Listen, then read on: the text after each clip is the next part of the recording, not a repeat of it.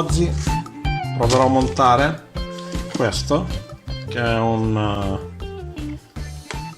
chiavistello, qui lo chiama catenaccio, è un catenaccio della Abus.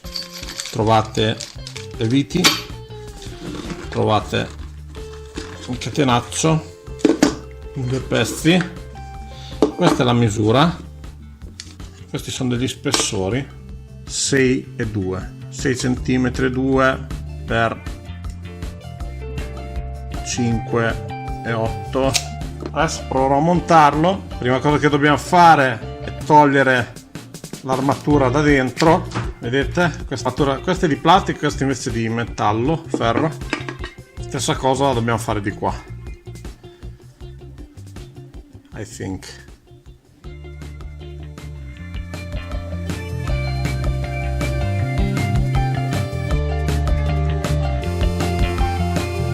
Adesso lo andiamo a montare.